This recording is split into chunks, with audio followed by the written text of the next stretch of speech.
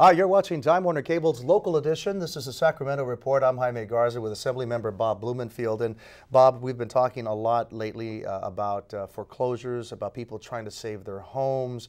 And every day we read the paper, especially here in California, and it looks as though more and more homes are foreclosed upon. Yeah, it's a major problem in all of California, particularly in Los Angeles. We have the most homes being foreclosed upon. There's a lot of different solutions to try to get at this problem. I have sort of a creative approach which I think will help reduce the number of foreclosures and also, importantly, help reimburse communities for the costs that foreclosure is having upon them. And again, the thing you just said was to try to reduce foreclosures, because what we're reading right now in the press is that these numbers are supposed to go even higher this year.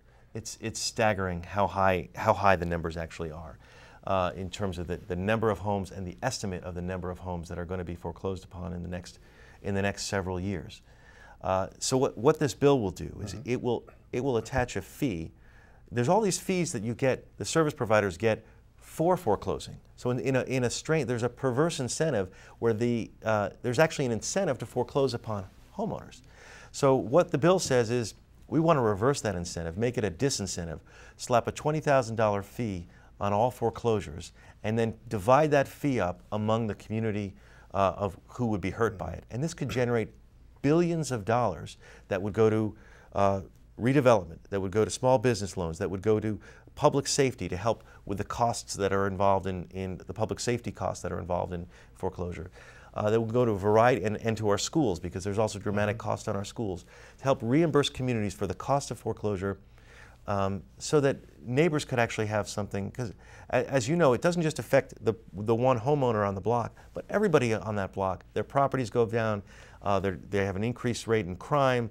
There's a lot of negatives that are going along with foreclosure that are not captured right now. Bob, you're talking about raising some revenue for a cash-strapped state like California, but do you think also this might be an incentive for banks to maybe try to work with homeowners more? Because I hear a lot of times, we help these banks, the federal government's giving extra money, the banks get out of their situation, but yet you and me, taxpayers, you and I who make our payments on our home and struggle and try to get some help are pushed to the side. Do you think this would change that trend, really? Absolutely. That's the design of it, is to change the financial incentives a little bit. Right now, you get a lot of lip service from the bank that they want to help you, but at the end of the day, there's a financial incentive sometimes for them to foreclose. This changes that incentive around, so they have a real incentive to want to work with you and to want to work it out with you. That's the end game here.